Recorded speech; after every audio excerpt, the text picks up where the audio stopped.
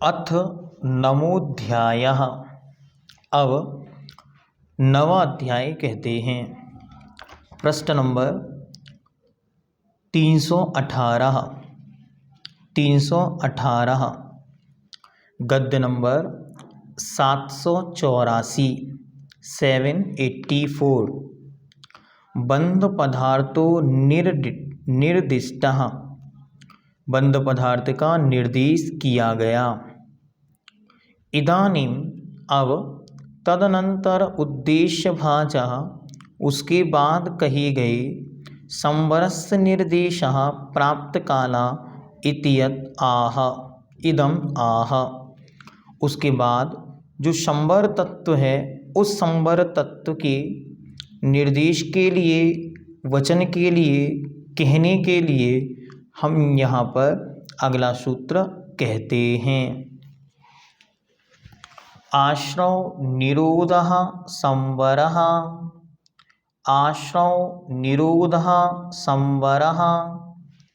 आश्रव निरोधः संवरः। आश्रव के निरोध का नाम संवर है। आश्रव अर्थात कर्मों का आना और उसका रुक जाना, उसे रोक देना, इसका नाम संवर है। जो वंद के हेतु कहे थे, मिथ्या दर्शन, अविरति, प्रमाद, कषाय, योग, इनको रोकना, इनसे दूर हटना, इनकी निर्वृत्ति होना, इनका अलग होना, इसका नाम संवर है।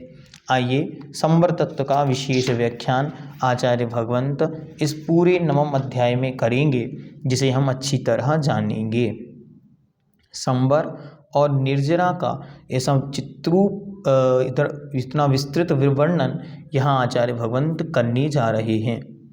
इसके अंदर नवम अध्याय में सारा का सारा जो चरणानियोग आज तक हमने पढ़ा है, सुना है, वो सब कुछ यहाँ प्रमाणिक उपलब्ध है। 6 ढालाकार ने छठवीं ढाल में जो कुछ भी वर्णन किया वो सब आपको यहाँ पर देखने को मिल जाएगा। आइए देखते हैं। गद्य नंबर 785 785। अभिनव कर्म आदान हेतु आश्रवो व्याख्यतः। अभिनव अर्थात नवीन, कर्मों के आदान अर्थात ग्रहण का, हेतु कारण जो आश्रव है उसका व्याख्यान किया गया, अर्थात उसे अच्छी तरह समझाया गया। तस्य निरोधः संवरः इति उच्यते। उसके निरोध का नाम संवर है, ऐसा कहते हैं। संवर शब्द ही कहता है संवरति, अर्थात अच्छी तरह ढकता है, सुरक्षित करता है, बचाता है। किससे? कर्मों से और आश्रव से, उसका नाम संवर है। सा द्विविधो भाव संवरो द्रव्य संवरश्चेति। वह 2 प्रकार का है, एक तो भाव संवर है और एक द्रव्य संवर है। ध्यान रखें, इसकी डेफिनेशन हमने बहुत अच्छी तरह पूज्य ग्रंथराज द्रव्य संग्रह के अंदर पढ़ी थी कि द्रव्य संवर क्या है और भाव संवर क्या है। इसलिए उसका विश्लेषण मुख्यतया इतना सा ही हमको जानना है कि जो द्रव्य रूप राशि है या जो कर्मों का आदान प्रदान है उसका रुक जाना, इसका नाम तो है द्रव्य संवर। और जिन परिणामों के निमित्त से, जिन भावों के निमित्त से वह आश्रव होता था, उन भावों का रुक जाना, उन परिणामों का रुक जाना, इसका नाम यहाँ पर द्रव्य भाव संवर है। ऐसा हमको अच्छी तरह जानना है। दोनों का स्वरूप एक बार इसके अनुसार भी देखते।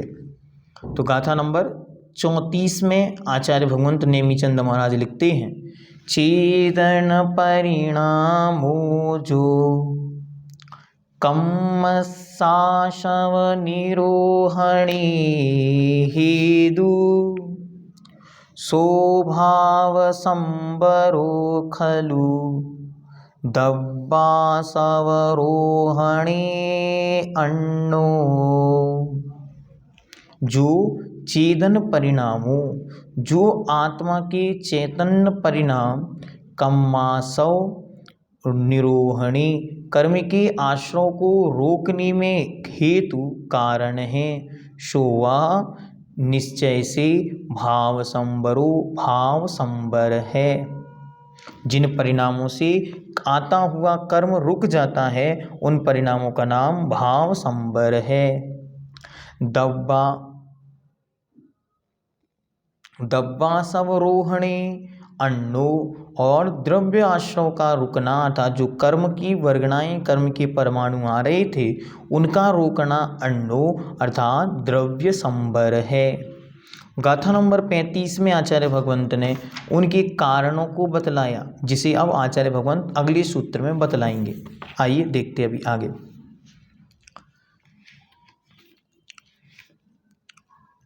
गद्य नंबर 786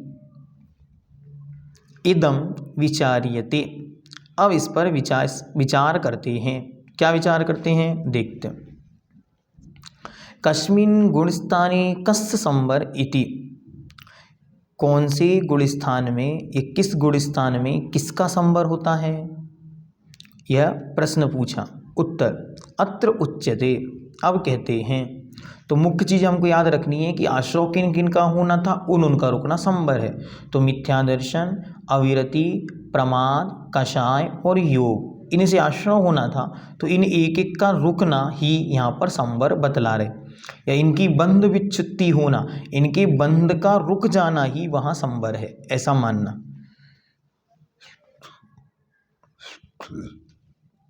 मिथ्या दर्शन कर्म उदय वशीकृत आत्मा मिथ्या दृष्टि। मिथ्यात्व कर्म के उदय के वश से आत्मा मिथ्या दृष्टि होती है। ठीक है। तत्र मिथ्या दर्शन प्राधान्येन यत कर्म आश्रवति निरोधात छे शेषे अर्थात शेषे, शेषे हो गया वो शेषे है। ठीक है। शेषे शशादन सम्यक दृष्टियादौ तत्संवरो भवति। कहते हैं कि उनमें जो प्रधान मिथ्या दर्शन है, इसके मिथ्या दर्शन की प्रधानता से जिस कर्म का आश्रय होता है उसका मिथ्या दर्शन के अभाव में शेष रही ससाधन सम्यक दृष्टि आदि में संवर होता है। जहाँ मिथ्यात्व था वहाँ तक मिथ्यात्व के निमित्त से होने वाला आश्रवबंध था। अब पहले गुण स्थान से जैसे कोई जीव ऊपर गया तो दूसरे नंबर जो शशादन सम्यक दृष्टि आदि वहाँ से प्रारंभ होकर ऊपर के जीवों का मिथ्यात्व का संबर है, अर्थात मिथ्यात्व के निमित्त से कर्म का बंध नहीं होता। तो मिथ्यात्व के आश्रित जो अन्य 16 प्रकृतियां हैं वे सब रुक गईं, यही उसका संबर है, ऐसा जानना चाहिए। ये कर्मकांड का विषय है इसलिए उसको विस्तार नहीं करते, वहाँ सामान्य से बस समझना कि मिथ्या दर्शन से जहाँ संबर था, जो मिथ्या दर्शन का उदय कहाँ है, पहले गुण स्थान में। अब वो पहले गुण स्थान से जो जीव ऊपर चला गया उससे होने वाला संबर रुक गया। किम पुनः तत्, तो कहते हैं वह कौन से कर्म है। देखो इन्होंने विस्तार कर दिया। हमने आपको बताया था अभी कि 16 प्रकार की कर्म प्रकृतियां हैं, ये पूरा कर्म कांड का विषय है। अभी वो विषय हम पढ़ रहे हैं, वही विषय यहाँ पर आ रहा है, उसको रिपीट करते हैं, देखते हैं। मिथ्यात्व नपुंसक वेद नरक आयु नरक गति 1 2 3 4 इंद्रिय जाति हुंडक संस्थान असंप्राप्तिका सपाटिका सहनन नरक गति प्रायोग्यानुपूर्वी आतप स्थावर सूक्ष्म अपर्याप्तक असाधारण शरीर संज्ञक षोडश प्रकृति लक्षणम। ये जो 16 प्रकृतियां हैं इनका संवर हो गया जो जीव पहले गुण स्थान से ऊपर आया, क्योंकि पहले गुण स्थान तक इनका बंध होता है, और जैसे ही कोई जीव मिथ्या दर्शन से रहित होता है तो इनका आश्रव बंध रुक जाता है, तो इसका कहलाता है संबर।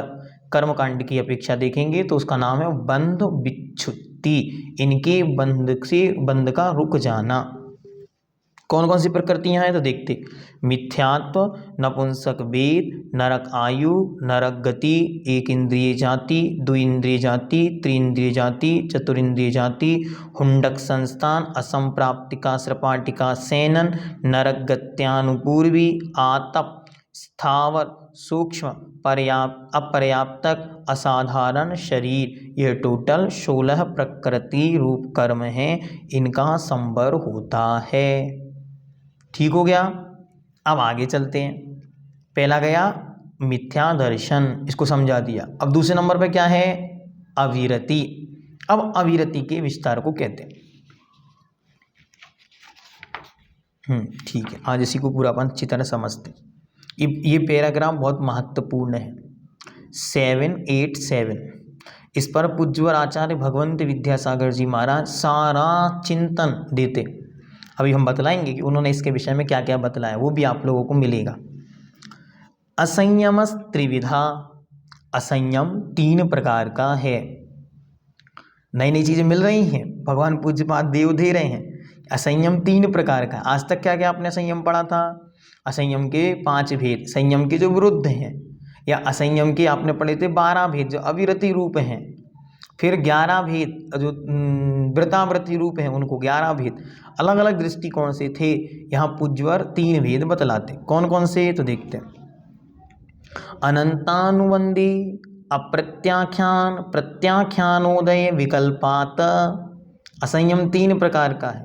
पहला अनंतानुबंधी के उदय से, दूसरा अप्रत्याख्यानावरण के उदय से, तीसरा प्रत्याख्यानावरण के उदय से होने वाला असंयम। चाहे तो लिख लें, असंयम 3 प्रकार का, एक अनंतानुबंधी के उदय से होने वाला, अप्रत्याख्यानावरण के उदय से होने वाला, और प्रत्याख्यानावरण के उदय से होने वाला। तत्प्रत्ययस्य कर्मणः तत् अभावे संवरो अस्य अवसेव्यः। कहते हैं तत् उसके, प्रत्ययस्य प्रत्यय से, कर्मणः तत् अभावे और उनके कर्म का जो अभाव होता है, उनके निमित्त से जिस कर्म का आश्रय होता है उसका इसके अभाव में संवर जानना चाहिए। अनंतानुबंधी से जिसका उदय होता है, आश्रय होता है, तो अनंतानुबंधी का अभाव होगा तो उसका अभाव हो जाएगा। प्रत्याख्यानावरण का जिससे आश्रय होता है, प्रत्याख्यानावरण रुक जाती है तो वहाँ उससे रुक जाता। इस प्रकार क्रमशः एक एक करके आगे बढ़ते चले। तद यथा, उसको क्रमशः बतलाते हैं। निद्रा निद्रा निद्रा, निद्रा निद्रा, प्रचला प्रचला, स्थान गृद्धि गृध्यंत, अनंतानुबंधी, क्रोध, मान, माया, लोभा। मैं आपको संधि तोड़ के पढ़ रहा हूँ क्योंकि वो पूरा पढ़ेंगे तो फिर वो मूल शब्द नहीं निकलेगा, इसलिए। ठीक है, वरना आप लोग कहेंगे लिखा तो था वहाँ, आ तो कहीं लिखा ही नहीं, और आपने आ कैसे पढ़ दिया अनंतानुबंधी, तो इसलिए मैं उसको तोड़ के पढ़ रहा हूँ। इसलिए स्त्यान गृद्यंतानंत ऐसे पढ़ना था, तो उसको तोड़ के स्त्यान गृद्धि अनंतानुबंधी, क्रोध, मान, माया, लोभ, स्त्रीवेद, त्रियग आयु, स्त्रीवेद, त्रियग आयु, त्रियग गति, चतुसंस्थान, 4 प्रकार का संस्थान। कौन कौन सा, तो एक संस्थान वहाँ घट गया और एक वज्र समनारद सेनन छोड़ के 4 संस्थान। ठीक है, 4 संस्थान समचतुरस्र संस्थान को छोड़ के, और फिर यहाँ पे चतुसेनन, 4 प्रकार का सेनन। ठीक है, असंप्राप्तिका से पाटिका पहले चला गया और यहाँ पर एक छोड़ के वज्र समनारद सेनन छोड़ के। ठीक है, त्रियग गति, प्रायोग्यानुपूर्वी, उद्योत, प्रशस्त व्यायो गति, गति दुर्भग, दुष्सुर, अनादि, नीचैर गोत्र संगिकायां, 25 प्रकृतीनां, अनंतानुबंधी, कषायोदय कृत, असंयम प्रधान आश्रव आश्रवाणां, एक इंद्रियादयः, ससादन, सम्यक दृष्टियांतः, बंधकः, तत् अभावे तासाम उत्तरत संवरः। अब यहाँ पे क्रमशः 25 प्रकार की प्रकृतियों का रुक जाना अनंतानुबंधी के अभाव से दूसरे गुण स्थान में, दूसरा गुण स्थान अर्थात ससाधन सम्यक दृष्टि नामक जो गुण स्थान है उसमें ये 25 प्रकृतियां रुक जाती हैं, उनके विषय में बतलाते हैं। कौन कौन सी 25 प्रकृतियां? तो कहते हैं अनंतानुबंधी के कषाय के उदय से होने वाले असंयम की मुक्तता से आशाओं को प्राप्त होने वाली निद्रा निद्रा, प्रचला प्रचला, स्त्यान गृद्धि, अनंतानुबंधी क्रोध, मान, माया, लोभ, स्त्रीवेद, त्रियंचायु, त्रियंच गति, मध्य के 4 संस्थान पहला और अंतिम छोड़ के, मध्य के 4 सेनन पहला और अंतिम छोड़ के, त्रियंच गति प्रायोग अनुपूर्वी जो गत्यानुपूर्वी होती, त्रियक गत्यानुपूर्वी, उद्योत, अप्रशस्त व्याह्योगति, दुर्भग, दुष्वर, अनादि, नीच गोत, इन 25 प्रकृतियों का एक इंद्रिय से लेकर शशानन सम्यक दृष्टि गुणस्थान तक के जीव बंध करते हैं। अतः अनंतानुबंधी के उदय से होने वाले असंयम के अभाव में आगे इनका संवर होता है। तो ऐसी ये 25 प्रकृतियां गुणस्थान नंबर 2 के बाद रुक जाती हैं, अर्थात ये पहले गुणस्थान और दूसरे गुणस्थान में केवल बंध को प्राप्त होती हैं। इतनी प्रकृतियां टोटल कितनी हो गई? 16, 5, 41, 16, 25, 41, 41 प्रकृतियों का संवर करके जीव आगे बढ़ता है।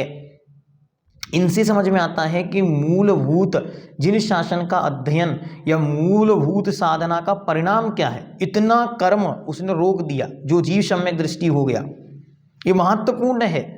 अभी तक हम जब सामान्य से अध्ययन करते हैं या सामान्य व्यवस्थाओं को समझते हैं तो हमें ऐसा लगता है हमारा कुछ बच जाए, कुछ रुक जाए। अब देखो इतना कुछ हो गया, अगर सम्यक दृष्टि जीव बन गया तो नरक गति, नरक गत्यानुपूर्वी, नरक संबंधी आयु, नरक त्रियंच गति, त्रियंच आयु, त्रियंच संबंधी गत्यानुपूर्वी सब खत्म, नीच गोत्र खत्म। इस प्रकार से आगे वह बढ़ता बढ़ता अपने आप को और उत्कृष्ट आश्रयों की ओर ले जाता। कई लोगों को ऐसा लगता अतः सम्यक दृष्टि हो गया तो जिनेंद्र भगवान की कृपा का पात्र हो गया, तो जिनेंद्र भगवान उस पर कृपा कर देंगे तो उसका कल्याण हो जाए। नहीं, जिनेंद्र भगवान कृपा नहीं कर रहे हैं, अभी तो वो अपने परिणामों के बल पर जो आश्रयों के हेतु थे, आश्रयों के कारण थे, बंध के कारण थे, उन कारणों पर उसने स्टॉप लगा दिया। इसलिए आगे वाली स्थितियों में अब उन प्रकृतियों का, उन स्थितियों का आश्रय वह नहीं करेगा, इसलिए वह आगे निर्बाध रूप से उसकी गाड़ी चलती चली जाएगी। अब आगे चलते हैं, अब अप्रत्याख्यानावरण बतलाते हैं। अप्रत्याख्यानावरण ये आप 319 नंबर पेज पैराग्राफ, ये पूरा जो ऊपर से पैराग्राफ चला रहा उसमें तीसरे नंबर की लाइन। अप्रत्याख्यानावरण क्रोध, मान, माया, लोभ, मनुष्य आयुर, मनुष्य गति, औदारिक शरीर, तत् अंगोपंग, वज्रवृषभ नाराच शयनन, मनुष्य गति प्रायोगानुपूर्वी, मनुष्य गति प्रायोग्यानुपूर्वी, नाम दशानाम प्रकृतीनाम अप्रत्याख्यान कषायोदय कृत असंयम हेतुकानाम एक इंद्रियादयो असंयत सम्यक दृष्टियंतः बंधका तत् अभावात् ऊर्ध्वं तासाम संवरः।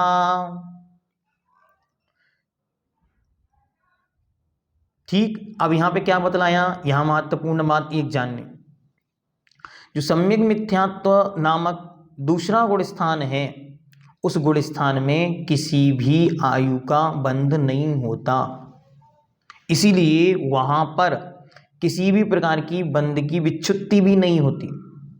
तो वहाँ पर बंध विच्छुत्ति का जब हम चार्ट देखेंगे तो 16, 25, 0, 10 इस प्रकार से वो चार्ट चलता है, तो वहाँ पे 0 की संख्या में आता है। अभी इसको आगे आचार्य स्वयं बताएंगे कि सम्यक मिथ्यात्व गुणेन आयुर न बध्यते।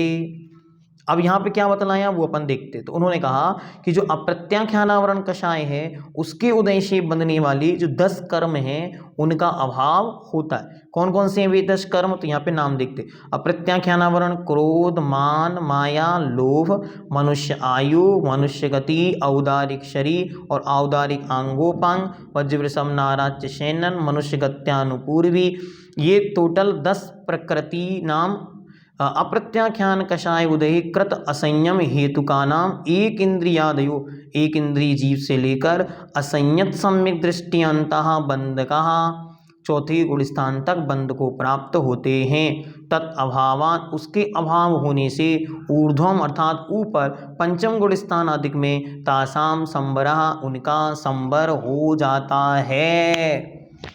इसलिए जो व्रती बनता है वो सीधा देव बनता है। ध्यान से एक एक कर्म को बहुत अच्छी समझना। आज पूज्यवर मुनि सिद्धांतवेत्ता सिद्धांत ज्ञाता पूज्य मुनि श्री अतुल सागर जी महाराज का आशीर्वाद प्राप्त हुआ, तो मैंने उनको महाराज को बतलाया कि पूज्य श्री अभी कर्मकांड जी का अध्ययन चल रहा है। तो महाराज ने एक बहुत अच्छी बात कही उस बीच में। उन्होंने कहा एक एक कर्म की प्रकृति को पढ़ते समय ये बहुत अच्छी तरह से ध्यान रखना कि एक एक कर्म का जो बंध आश्रय हो रहा है, बंध विच्युति हो रही है, बंध रुक रहा है, तो ये समझना कि इसमें कारण क्या है और ये प्रकृति यहाँ क्यों रुक रही है। अगर ये चीज़ हमने अपने जीवन में समझ ली तो हमें बहुत अच्छी तरह महसूस होने लगेगा कि हमारी चर्या, हमारा आचरण किस रूप होना चाहिए। अब जो व्रती बन गया उसे बहुत अच्छी तरह समझ में आएगा। देखो, नरक गति छूट गई, त्रियंच गति छूट गई, देव गति भी चौथे गुण स्थान तक बनती है, मनुष्य गति भी चौथे गुण स्थान तक बनती है, वो भी छूट गई। अब मात्र बची एक आयु, देव आयु। अब बनेंगे क्या? देव। इसके नीचे की स्थिति अब बननी ही नहीं। नरक संबंधी, त्रियंच संबंधी और मनुष्य संबंधी जितने विकल्प थे सहनन के, संस्थान के, आदि के, वे सब भी वहां छूट गए। अब मात्र जो देवायु संबंधी अच्छी अच्छी चीजें बची, अब वे ही बंधेंगी। तो इससे आपको अच्छी तरह समझ में आता है। स्त्री वेद छूट गया, नपुंसक वेद छूट गया, तो अब कौन बनेगा? मात्र पुरुष बनेगा। तो ये आपको एक एक प्रकृति पढ़ के आनंद आना चाहिए कि अब आगे का मार्ग हमारे प्रशस्त होता चला जा रहा है। अब हमको आगे आगे और उपलब्धि और व्यवस्थाएं देखने को प्राप्त होंगी। देखो एक बार पुनः देखते हैं। अप्रत्याख्यानावरण कषाय के उदय से होने वाले असंयम की मुक्तता से आश्रव को प्राप्त होने वाली अप्रत्याख्यानावरण क्रोध, अप्रत्याख्यानावरण मान, अप्रत्याख्यानावरण माया, अप्रत्याख्यानावरण लोभ, मनुष्यायु, मनुष्य गति, औदारिक शरीर, औदारिक अंगोपांग, वज्रसम नाराज सेनन और मनुष्य गत्यानुपूर्वी इन 10 प्रकृतियों का एक इंद्रिय से लेकर, एक इंद्रिय शब्द यहाँ जो आ रहा है वो मुख्यतः मिथ्या दृष्टि की अपेक्षा ले ले एक गुणस्थान, क्योंकि जितने भी एक इंद्रिय से लेकर 4 इंद्रिय तक जीव हैं वे सब नियम से मिथ्या दृष्टि ही हैं, इसलिए वो एक इंद्रिय की मुख्यता ले रहे हैं, क्योंकि एक इंद्रिय से 4 इंद्रिय तक सब मिथ्या दृष्टि गुणस्थान पहले गुणस्थान में ही हैं। इस जानकर लेकर असंयत सम्यक दृश्यता चौथे गुण स्थान तक के जीव बंध करते हैं। इन ऊपर कहेंगे प्रकृतियों का। अतः अप्रत्याख्यानावरण कषाय के उदय से होने वाला संयम का अभाव होने पर आगे इनका संबर होता है, अर्थात ये रुक जाते हैं। ये बहुत महत्वपूर्ण विषय है। इस विषय का अध्ययन करने से बड़ा आनंद आता, और जैसा जैसे इसमें गहनता आएगी वैसे वैसे इसमें चिंतन जाएगा, वैसे वैसे आनंद आएगा, वैसे वैसे स्वाध्याय से हमको ये प्रेरणा मिलेगी कि स्वाध्याय का फल क्या है। चारित्र, और चारित्र का फल केवल ज्ञान। ये क्रम है। हमको इस विषय से समझना कि देखो ये मिथ्यात्व गुणस्थान में पहली गुणस्थान से जब हम ऊपर बढ़े तो 16 प्रकृतियां रुक गई, दूसरे से ऊपर बढ़े तो 25 और रुक गई, 41 समाप्त। हम चौथे से ऊपर बढ़े, अभी चौथे में आए तो 41 से रहित होकर आए। अब और ऊपर जाएंगे तो 10 प्रकृतियां और जाएंगी। 10 कौन सी गई? ये यहाँ पे अप्रत्याख्यानावरण संबंधी चली गई। अब और ऊपर जाएंगे तो कुछ और कम होगा। क्या होगा उसको आगे बताएंगे। सम्यक मिथ्यात्व गुणेन आयुर न बध्यते। अब विशेष बात बतलाते। विशेष बात यह है कि सम्यक मिथ्यात्व तथा तीसरे गुण स्थान में के उदय, तीसरे गुण स्थान के होने पर आयु का बंध नहीं होता। यह विशेष बात है। एक विशेष बात और, इस तृतीय गुण स्थान में किसी भी जीव के आयु का बंध नहीं होता, किसी भी जीव का मरण नहीं होता, किसी भी जीव का मरण समुद्घात नहीं होता। ये इस गुण स्थान की विशेषताएं हैं। ठीक, जहाँ जहाँ भी सम्यक मिथ्यात्व गुण स्थान की चर्चा आती है वहाँ बहुत कुछ विषय छूट जाता है, क्योंकि वहाँ पर एक प्रकार से शून्य, आचार्य महाराज ने बहुत अच्छी तरह नभम शब्द पूज्यवर नेमचंद महाराज ने प्रयोग किया। नभम मतलब शून्य, आकाश, ऐसा शब्द दे दिया। आगे चलते। अप्रत्याख्यानावरण क्रोध मान माया लोभानाम चतुर्षाणाम प्रकृतीनाम प्रत्याख्यान कषायोदयात कारण असंयम आश्रवाणाम एक इंद्रिय प्रभृतयः संयता अवसानाम बंधकः तत् अभावात् उपरिष्टा उपरिष्टारिष्टात् तासाम संबरः।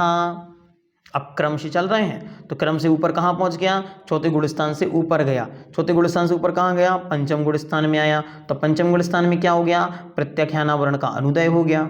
याद रखना कहाँ कहाँ तक किसका उदय है, कहाँ किसका अनुदय होगा, ठीक है। जब गुणस्थान आपने पढ़े थे तो अच्छी तरह बताया था वहां पर कि चौथे गुणस्थान में अनंतानुबंधी का अनुदय हुआ, पांचवें गुणस्थान में अप्रत्याख्यानावरण का वो हुआ, अनुदय हुआ। तो वहां पर अप्रत्याख्यानावरण समाप्त तो हो गई। अब वहां पर बचा कौन है, प्रत्याख्यानावरण। तो उसके उदय से क्या होता है, तो प्रत्याख्यानावरण के उदय से प्रत्याख्यानावरण लोभ, प्रत्याख्यानावरण मान, प्रत्याख्यानावरण माया, प्रत्याख्यानावरण क्रोध, ये चार प्रकृति का अप्रत्याख्यानावरण के उदय से आश्रव होता था। अब वह रुक गया, किनके होता था, तो वह संयता संयता अवसाना नाम, अर्थात एक इंद्रिय से लेकर पांचवी गुणस्थानवर्ती जीव तक इन चार प्रकृतियों का संवर होता था। तद्भावात उपरिष्टात तासाम संवरा, उससे ऊपर वालों के उसका संवर हो गया। टोटल कितनी होती जा रही, गिनते जाना, 16, 25, ठीक, फिर उसके बाद 10, फिर उसके बाद 4, इतनी प्रकृतियां का संवर करते हुए छठवें गुणस्थान में आ गया। अब छठवें गुणस्थान में क्या होगा, तो कहते हैं प्रमाद उपनीतस्य तत् अभावी निरोधः, और प्रमाद अर्थात प्रमाद से, उपनीतस्य प्रमाद अर्थात जो छठवें गुणस्थानवर्ती मुनिराजों के नाम में प्रमत्त संयतपना एक शब्द दिया है, तो वहां प्रमाद को ध्यान में रखना है। तो प्रमाद क्या है, तो प्रमाद के निमित्त से आश्रव को प्राप्त होने वाले कर्म का उसके अभाव में संवर होता है। तत् अभावी संवर निरोधे, तो उसको संवर हो गया। प्रमाद उपनीतस्य कर्मणः प्रमत्त संयतात् ऊर्ध्वं तत्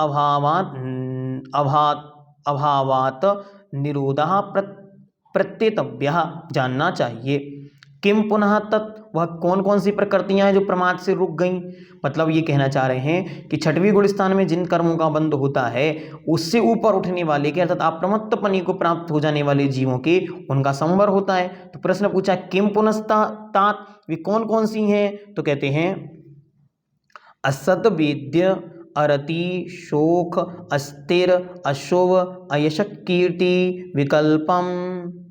कौन कौन सी हैं, गिने, असाता वेदनी, अरति, शोक, अस्थिर, अशोक और अयश कीर्ति, ये 6 प्रकृतियां यहाँ और रुक गईं। लेकिन इनका बंध कहाँ तक होता है, इनका बंध छठवें गुणस्थान तक होता है। छठवें गुणस्थान से जो जीव ऊपर जाता है उनके इनका बंध नहीं होता। आगे चलते हैं। देव आयोर्बंधारंभस्य प्रमाद एव हेतु अप्रमादोपि तत्प्रत्यासन्यः। कहते हैं देवायु के बंध का आरंभ प्रमाद हेतुक भी होता है और उसके नजदीक का अप्रमादक हेतुक भी होता है। इसका अभाव उस होने पर उसके आगे का संवर जानना चाहिए। देवायु प्रमाद पूर्वक भी बनती है और अप्रमाद पूर्वक भी बनती है। मतलब छठवें और सातवें गुणस्थान तक, मतलब सातवें गुणस्थान तक भी देवायु का आश्रय होता है, इसलिए देवायु वहां जाकर रुकती है। सातवें गुणस्थान में मात्र एक का ही बंध विच्छुत्ति होती है, उसका नाम है देव आयु। तत् ऊर्ध्वम तत् संवरा, उससे ऊपर अगर जाएंगे तो संवर, उसका संवर हो जाएगा। तो देवायु भी रुक गई, मतलब आठवीं गुणस्थान वर्ती के कोई भी आयु का आश्रय नहीं होता। ठीक, अब आगे चलते। कषाय एव आश्रवो यस्य कर्मणो ना प्रमादादि तस्य तन्निरोधे निरासो अवशेभ्यः। अब जो कषाय बची, अब यहाँ तक तो ये चली गई। अब वहाँ पे जो कषाय का ईशतपना है या मात्र संजुलन मात्र है, 2 ही चीज़ें बची हैं। ईशत कषाय बची, मतलब जिन्हें 9 कषाय कहते हैं, और एक संजुलन कषाय बची। इन 2 कषायों के विषय को अब आगे आचार्य बतलाते। तो कहते हैं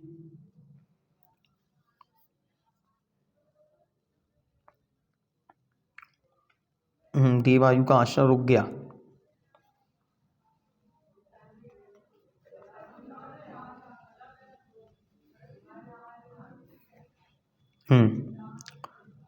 कषाय एव आश्रवो यस्य कर्मणो न प्रमादादि तस्य तन्निरोधे निरासो अवसेभ्यः।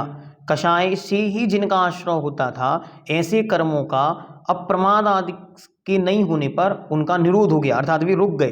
तो प्रमाद आदि के निमित्त से नहीं, उसका कषाय का अभाव होने पर संभव जानना चाहिए। ठीक, अब आगे कहते हैं सच कषाय प्रमादादि विरहिता तीव्र मंद मध्यम जघन्य भावेन त्रिषु गुणस्थानेषु व्यवस्थितः। प्रमादादि के अभाव पर होने पर तीव्र कषाय, मंद कषाय और जघन्य कषाय रूप से 3 गुण स्थानों में अवस्थित हैं। कौन कौन से गुण स्थान? तो कहते हैं तत्र अपूर्वकरणस्यादौ असंख्येय भागे द्वीप कर्म प्रकृति निद्रा प्रचले बध्यते। अब क्रम से 3 गुण स्थान कौन कौन से? 8वां, 9वां और 10वां, जहां कषाय की मंदता है, तीनों की क्रम से चल रही है, तीव्र, मध्यम और मध्यम, तीनों गुण स्थान में चलेगी। अपूर्वकरण, अनिरुक्तिकरण और सूक्ष्म सांप्राय, इन गुण स्थानों के विषय में बताते। तो कहते हैं तत् अपूर्वकरणस्यादौ, अपूर्वकरण है आदि में जिसके, उसमें संख्येय भागे द्विकर्म प्रकृति निद्रा प्रचले बध्यते, उसमें 2 प्रकृतियां बंधती हैं 8वें गुण स्थान में। कौन कौन सी? निद्रा और प्रचला। उनमें से अपूर्वकरण गुण स्थान के प्रारंभिक असंख्येय भाग में निद्रा और प्रचला, ये 2 कर्म प्रकृतियां बंध को प्राप्त होती हैं। ध्यान से, जो 8वां गुण स्थान होता है, 8वें गुण स्थान के टोटल 7 भाग बतलाए। उन 7 भागों में से पहले भाग में अभी 2 बंध रही हैं, तो जब पहले भाग से कोई ऊपर जाएगा तो इन 2 का संवर हो जाएगा। फिर आगे और क्या है? तत्ऊर्ध्वम असंख्येय भागे, असंख्येय भाग में 63 प्रकृतियों, 30 प्रकृतियां बनती हैं। कौन कौन सी हैं?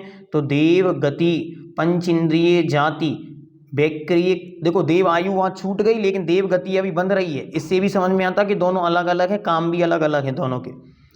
पंचेंद्रिय जाति, वैक्रिक आहारक, तेजस कार्मन शरीर। ध्यान से, औदारिक शरीर रुक गया, अब यहाँ वैक्रिक भी रुक रहे हैं। ठीक है, वैक्रिक आहारक, तेजस कार्मन शरीर, समचतुर्थ संस्थान, वैक्रिक आहारक शरीर, आंगोपांग, वर्ण, गंध, स्पर्श, रस, देवगत्यान गति, प्रायोग्यानुपूर्व्या, अगुरुलघूपघात, परघात, उच्छ्वास, प्रशस्त विहायो गति, त्रस, बादर, पर्याप्तक, प्रत्येक शरीर, स्थिर, शुभ, सुभग, शुश्वर आदि, निर्माण और तीर्थंकराख्या बंध्यन्ते। यहाँ 8वें गुण स्थान में तीर्थंकर प्रकृति भी आके रुक गई। 8वें गुण स्थान के मध्यम भाग तक ये प्रकृतियां, 30 प्रकृतियां बंधती हैं। तस्सेव चरम समये चत्रशः प्रकृतियो हास्यरति भय जुगुप्सा संज्ञा बंध्यम उपयांति। ऊपर हम थोड़े से और ऊपर जाएंगे तो उसका चरम समय 8वें गुण स्थान के समय बांध दें, 1 2 3 4 5 6 7 समयों में उसका विभाजन कर लें। तो पहले समय में 10 प्रकृतियां रुकी, फिर उसके बाद कितनी प्रकृतियां? 10 प्रकृतियां, 2 प्रकृतियां। ठीक, फिर उसके बाद आगे बढ़े तो 30 प्रकृतियां, बीच में मध्यम में और जघन्य में 4, इस प्रकार 36 प्रकृतियों का संवर 8वें गुण स्थान में होता है। अर्थात 8वें गुण स्थान से जो जीव ऊपर जाएगा तो 8वें गुण स्थान के भी संवर मानी जाएंगे। ठीक है, ता एताः तीव्र कषाये आश्रव तत् अभावात् दृष्टात् भागात ऊर्ध्वम संवर्यन्ते। इससे ऊपर का जो स्थिति है उसमें इनका आश्रव रुक जाता है। ये तीव्र कषाय से आश्रव को प्राप्त होने वाली प्रकृतियां हैं, इसलिए तीव्र कषाय का उत्तरोत्तर अभाव होने से विविक्षित भाग के आगे संवर होता चला जाता है। तीव्र का मतलब ये नहीं कि अनंतानुबंधी, संजुलन के 3 टुकड़े कर दिए, तीव्र, मध्यम और मंद। तीव्र है 8वीं में, उससे भी मध्यम, आगे आगे मध्यम धीरे धीरे धीरे कम होती जाती है, 9वीं में और मध्यम, 10वीं में मंद, एकदम से ऐसे क्रम से कम कम कम कम होती चली जा रही।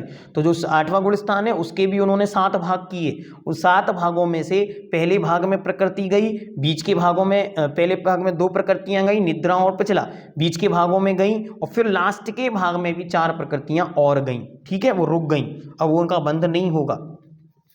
अब आगे कहते हैं, आगे क्या कहते हैं देखते हैं।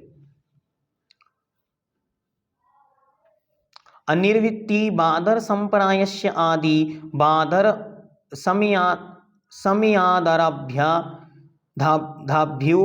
आदरभ्ये असंख्येषु भागेषु पुनवेद क्रोध संजलनौ बध्यते। कहते हैं अनिर्वृत्ति बादर संप्राय, जो अनिर्वृत्तीकरण नाम का गुणस्थान है उसमें बादर संप्राय है, उसके प्रथम समय से लेकर उसके संख्यात भागों में पुनवेद तत्पुरुष वेद और क्रोध संजलन का बंध होता है। ठीक है, ध्यान रखना 9वें गुणस्थान के भी 36 भाग हैं। अब 9वें गुणस्थान के 36 भागों में कहते हैं पहला जो भाग है आदौ, पहले भाग में ही प्रथम समय में ही क्या होगा, तो पुरुष वेद और क्रोध कषाय इनका यहाँ पे रुक गए, वन का बंध होता है। ठीक है, तत्ऊर्ध्वम शेषेषु संख्येषु भागेषु मान संजुलन माया संजलन बंधम उपगच्छतः, और उससे जैसे जैसे ऊपर बढ़ेंगे तो क्रमशः क्या होगा, आगे शेष भाग में संख्यात भागों में मान संजुलन और माया संजुलन ये दोनों प्रकृतियां बंध को प्राप्त होती हैं। आगे थे तस्यैव चरम समये लोभ संजलनो बंधम इति, कहते हैं उसी के चरम अर्थात अंतिम समय में संजलन लोभ बंध को प्राप्त होती है। इस प्रकार यहाँ पे पूरी कषाएं जा रही हैं बंधने वाली। अभी उदय में बात बैठी है कौन, संजुलन लोभ, जो 10वें गुणस्थान में काम करेगी। बंध को नवीन कषाएं कोई भी अब बंध को प्राप्त नहीं हो रही हैं।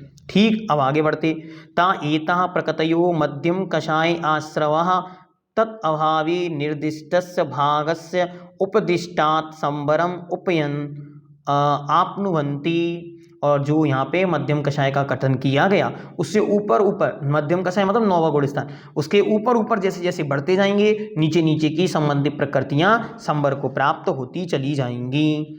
इन प्रकृतियों का मध्यम कषाय के निमित्त से आश्रय होता है। अतएव मध्यम कषाय का उत्तरोत्तर अभाव होने पर विवक्षित भाग के आगे जिस भाग का कथन कर दिया, मानो किसी ने पहले भाग का कथन कर दिया और तीसरे भाग में आ गए तो पहले भाग के संबंधी जो प्रकृतियां बंध रही थी वे रुक जाती, कि आगे का संवर होता है। ठीक, इस प्रकार ये रुक गई। अब आगे कहते पंचानाम ज्ञानावरणाम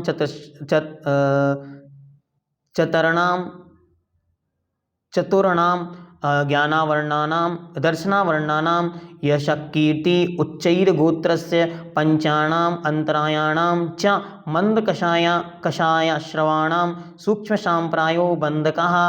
10वें गुणस्थान में किन किन का बंध होता है, तो 5 प्रकार की ज्ञानावर्णी, 4 प्रकार की दर्शनावर्णी, यश कीर्ति, उच्च गोत्र और 5 प्रकार का अंतराय, इन प्रकृतियों का बंध होता है। तो कहते हैं तत् अभावात उत्तरत्तर तेषाम संवरा, और इनका अभाव होने से ऊपर जब कोई जीव बढ़ता है तो 10वें गुणस्थान से ऊपर जाएगा तब इनका भी अभाव हो जाता है। इस प्रकार अब मात्र एक प्रकृति बची, उसका नाम है, बताओ कौन बताएगा उसका नाम क्या है, जो अब एक बची है, पूरी निपट गई, सारी प्रकृतियां समाप्त कर दी मतलब बंध को प्राप्त नहीं हो रही, अभी नष्ट नहीं हुई, नष्ट को तो बाद में समझाएंगे आचार्य।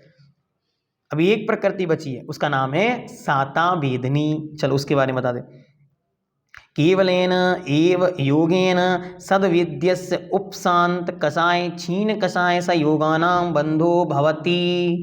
कहते हैं केवल एकमात्र योग के निमित्त से साता वेदनी का बंध उपशांत कषाय अर्थात 11वें गुणस्थान, क्षीण कषाय 12वें गुणस्थान और सयोगानाम अर्थात 13वें गुणस्थान में बंध भवति। तत् अभावात् अयोग्य केवलिनः तस्य संवरो भवति, और इसका अभाव होने से अर्थात योग का अभाव होने से अयोग केवली जिन 14वें गुणस्थान वाले भगवान के कोई भी आश्रय बंध नहीं होता।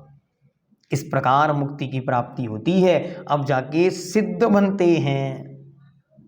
इसलिए वो आगे आगे कहेंगे निर्जराभ्याम, क्या निर्जरा हेतुभ्याम, निर्जरा के हेतु के अभावात, अभाव से नए कर्मों का आश्रय का हेतु का अभाव हो गया, और निर्जराभ्याम निरंतर निर्जरा होने से कृत्स्न कर्म विप्र मोक्षो मोक्षा, तब जाके मोक्ष की उपलब्धि होती है। इस प्रकार एक एक प्रकृति प्रैक्टिकली 8वें अध्याय में समझाई थी, तब समझ में नहीं आई थी, क्यों समझा रहे हैं, क्या करेंगे उनको याद करके। लेकिन 9वां अध्याय जब पढ़ते हैं तब समझ में आता है। अगर 8वीं में किसी को प्रकृतियां समझ में नहीं आई तो 9वीं में कुछ समझ में नहीं आएगा। इसलिए एक बार आज इसको बैठ के पूरी इसकी हिंदी अच्छी तरह पढ़ना, और जिनका पुण्य प्रताप तेज हो, बुद्धि चलती हो, तो आप ऐसा कर सकते हैं, एक चार्ट बनाना, एक तरफ लिखना गुणस्थान, एक तरफ लिखना कर्म प्रकृति, ठीक। और वहाँ पर गुणस्थानों के नाम लिखना, पहला मिथ्यात्व, मिथ्यात्व के साथ बनने वाली 16 प्रकृतियाँ, संख्या भी चाहें तो बीच में संख्या डाल के लिख सकते हैं। इसका चार्ट भी कर्मकांड ग्रंथ में दिया हुआ है, सो वो हम आपको भेज सकते हैं। और आदरणीय पंडित प्रवर पन्नालाल जी की किताब है कर्णायोग दीपक भाग 2 या 3, उसमें भी ये विषय विवेचित किया गया, सो वहाँ से भी आप पढ़ सकते हैं, ठीक है। तो आप क्या करना, गुणस्थान 1 लिखना मिथ्यात्व, 16 प्रकृति, 16 लिख दें।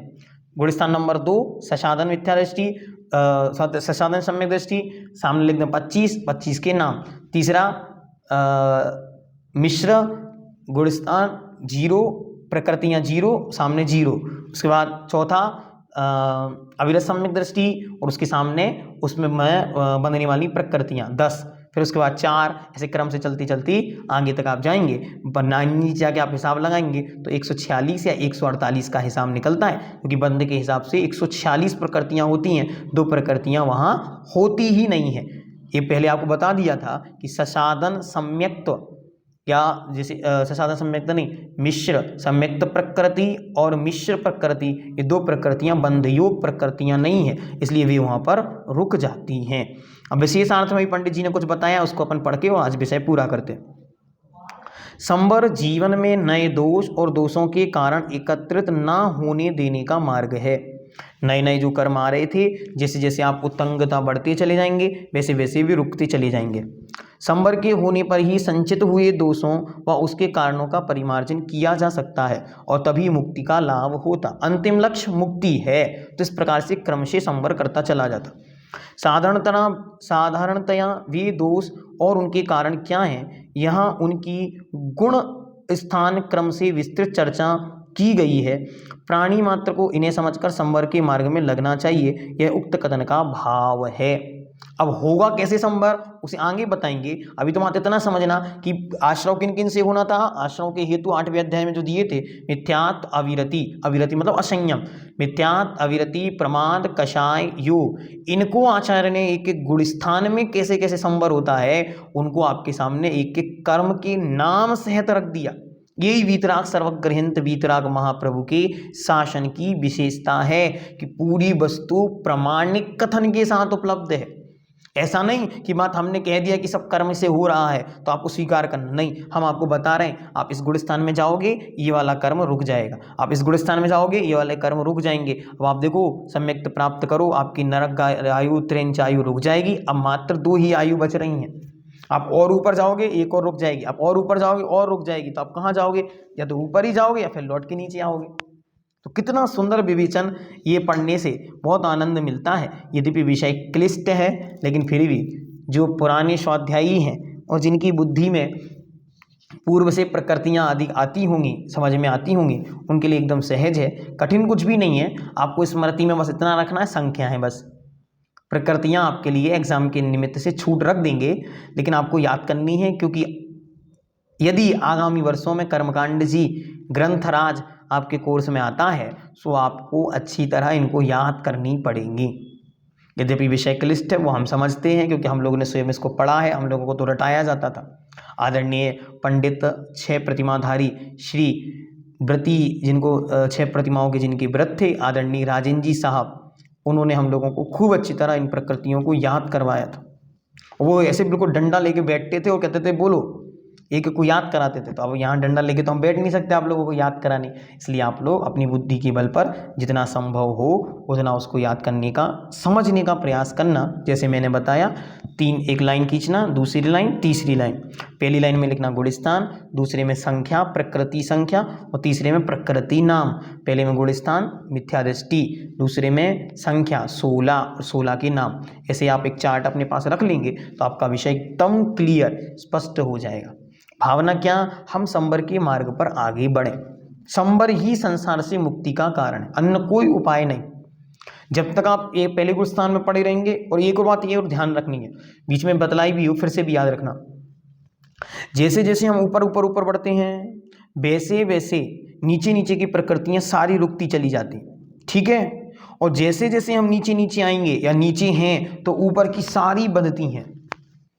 सबका बंधन संभव है, ये हमको ध्यान में रखना है। हाँ, कुछ विशेष प्रकृतियां हैं वो यहीं बनेंगी, इसके नीचे आगे पीछे नहीं बनती। जैसे तीर्थंकर प्रकृति, वो चौथे गुण स्थान से 8वें गुण स्थान तक ही बनेगी, अन्यत्र नहीं बनती।